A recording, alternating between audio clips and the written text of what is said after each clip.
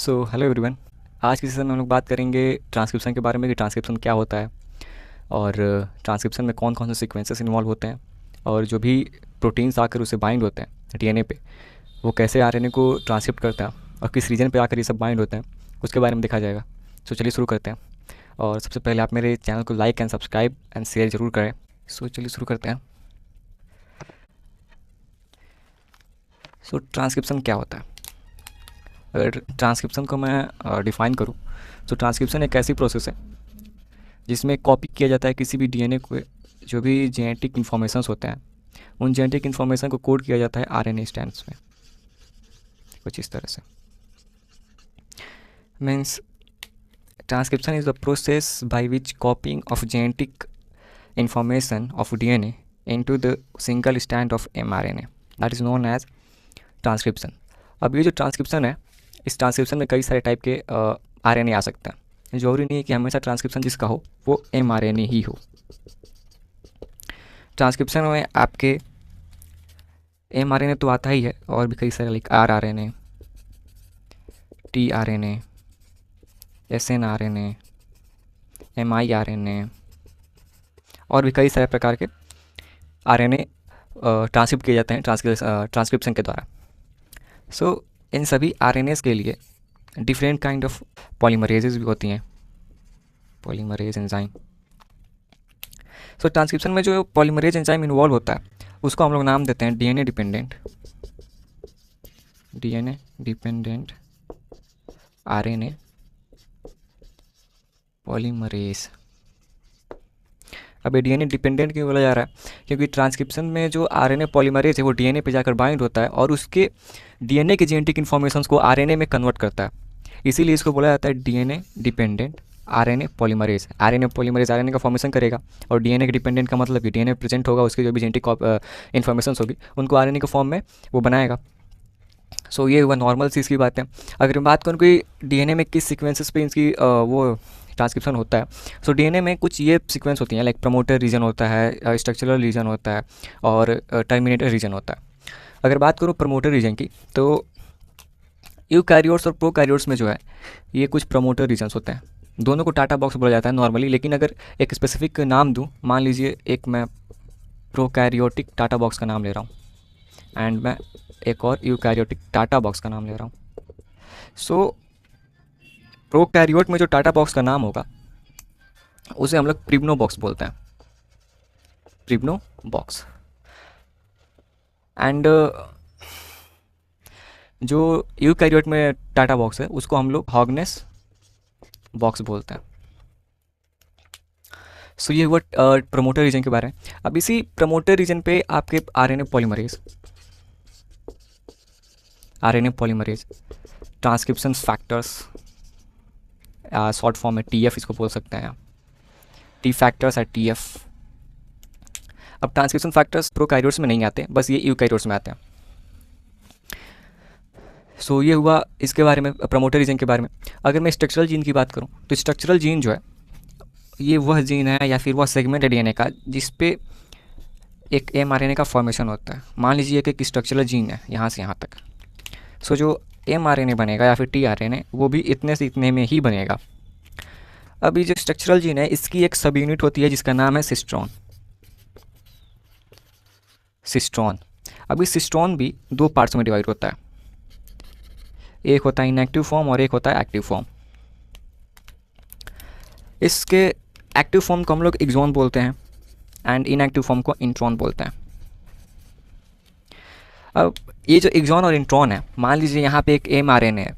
अब इस एमआरएनए में यहाँ से यहाँ तक एक्सॉन, यहाँ से यहाँ तक इंट्रॉन और फिर एक एक्सॉन आएगा, फिर intron, then again exon, intron, again exon, 5 prime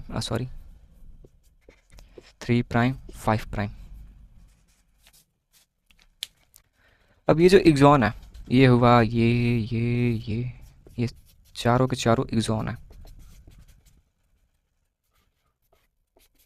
axon. अब ट्रांसलेशन के समय ये जो इंट्रॉन्स हैं बीच में आपको ये वाले जो पार्ट दिख रहे हैं, ये और ये, इन पार्ट्स को रिमूव कर दिया जाता है।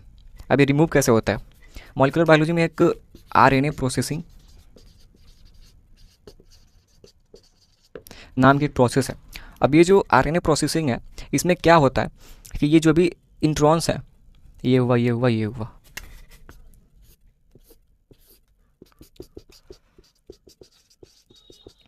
इन इंट्रॉन्स को रिमूव कर दिया जाता है। अब ये रिमूव कैसे होता है? इसको रिमूव करने के लिए स्प्लाइसिंग किया जाता है। स्प्लाइसिंग वह प्रोसेस है जिसमें किसी भी इनएक्टिव आरएनए को या फिर हेट्रोजीनस आरएनए को या फिर एचएन आरएनए को, मैं लिख देता हूँ अच्छे से, HN RNA,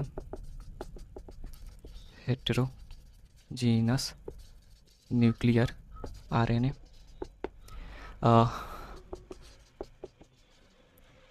immature RNA, immature mRNA.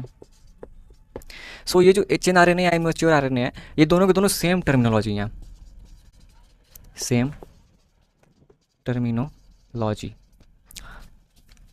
अब जब स्प्लाइसिंग होता है या फिर पोस्ट ट्रांसलेशनल मॉडिफिकेशन होता है, तो उसमें क्या किया जाता है कि इन सभी इंट्रॉन्स को स्प्लाइसिंग के द्वारा एक स्प्लाइसिजोम कॉम्प्लेक्स आता है, वो इन इंट्रॉन्स पे जुड़ता है और इनके जो भी इंट्रॉन्स हैं उनको रिमूव कर देता है, और लाइगेज एंजाइम के द्वारा इन सभी एक्सॉन्स को आपस में जोड़ दिया जाता है एंड फर्दर इसे भेज दिया जाता है साइटोसोल में, इस एक्टिव एमआरएनए को, जिसमें सभी के सभी सीक्वेंसेस एक्सॉन होते हैं, ऑल सीक्वेंसेस आर एक्सॉन।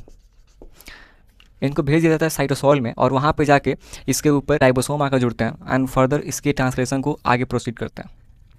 सो ये वो इतनी सी बात है। अब बात करें टर्मिनेटर रीजन के बारे में। सो जो अगर आप इसके स्क्रीनशॉट लेना चाहें तो ले सकते हैं। अब मैं रिमूव करता हूँ इसको। अब बात करते हैं टर्मिनेटर रीजन के बारे में। सो टर्मिनेटर रीजन वह रीजन है जहाँ पे जब कोई एमआरएनए बनता है तो उस रीजन पे जाके एमआरएनए का फॉर्मेशन जो है या फिर जो सिंथेसिस है वो रुक जाती है। Means transcription stops at terminator region. Means terminator region पे जो ट्रांसक्रिप्शन है वो रुक जाती है। तो ये वही बात है। अगर मैं बात करूँ टेम्पलेट स्टैंड के बारे में, ये टेम्पलेट स्टैंड क्या होता है? सो टेम्पलेट स्टैंड वह स्टैंड है जहाँ पर जिस स्टैंड से एमआरएनए का फॉर्मेशन होता है। लाइक ये एक मैंने डीएनए बनाया और यहाँ पे मैंने 3 प्राइम 5 प्राइम 5 प्राइम 3 प्राइम। अभी जो 3 to 5 प्राइम है इस पे ही आपका एमआरएनए कोड किया जाता है। बस फ़र्क इतना होता है कि कोडिंग करते समय जो जहाँ पे टी है उसको रिप्लेस कर दिया जाता है यू से। मीन्स अभी टी यू क्या है? टी को हम लोग बोलते हैं थाइमीन, यू को बोलते हैं यूरेसिल। अगर कुछ इन्फॉर्मेशन इसके बारे में दूँ तो थाइमीन जो है वो मॉडिफाइड फॉर्म है यूरेसिल का। इस पर बस एक CH3 ग्रुप एक्स्ट्रा आकर जुड़ जाता है, इसकी वजह से इसको थाइमीन बोल जाता है और ये यूरेसिल हो जाता है। यूरेसिल में बस ये CH3 ग्रुप प्रेजेंट नहीं होता, लेकिन थाइमिडीन में यही CH3 ग्रुप प्रेजेंट होता है। सो ये वही बात है। सो इस टेम्पलेट स्टैंड को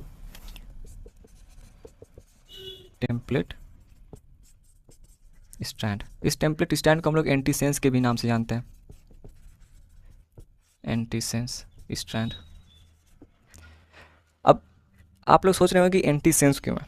सो जब इस चीज़ को खोजा गया था कि किस स्टैंड पे ये सब बनाया जाता है, तो सबसे पहले उन्होंने ये देखा था कि ये जो 5 to 3 प्राइम है इसको उन्होंने कोडिंग स्टैंड नाम दे दिया था, कोडिंग स्टैंड, सेंस स्टैंड। क्योंकि शुरू में लोगों को ये लगा था कि जो ट्रांसक्रिप्शन है वो 5 to 3 डायरेक्शन वाले स्टैंड पे होता है, लेकिन वो गलत था। फिर आगे जाकर जब फिर से खोज की गई तो उन्हें ये पता चला कि जो 3 to 5 प्राइम है, इस 3 to 5 प्राइम वाले पे ही आपके ट्रांसक्रिप्शन होता है। इसकी वजह से इसको अगेन नेम दिया गया template strand and antisense strand. Okay, so ये है एक छोटा सा ओवरव्यू ट्रांसक्रिप्शन के बारे में। आगे आने वाली वीडियो में हम लोग बात करेंगे कि आरएनए पॉलीमरेज क्या होता है, उनके टाइप्स कैसे होती हैं, उनके मॉलिक्यूलर वेट कितने होते हैं और कितने टाइप के आरएनए पॉलीमरेज आरएनए का फॉर्मेशन करते हैं। सो मिलते हैं अपने नेक्स्ट वीडियो में, तब तक के लिए धन्यवाद। और आप मेरे चैनल सब्सक्राइब करना ना भूलें, लाइक शेयर करना भी ना भूलें।